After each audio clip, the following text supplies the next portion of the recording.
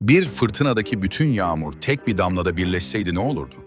Ortaya yarım futbol sahası büyüklüğünde dev bir su kütlesi çıkardı. Bu damla bulutlardan aşağı doğru düşerken normal bir yağmur gibi değil, tonlarca ağırlığı olan bir kütle gibi hareket ederdi. Bir şehrin üzerine düştüğü anda binalar suya çarpmazdı. Su binaları ezerdi. Ortaya çıkan enerji insan vücudunu parçalamaz.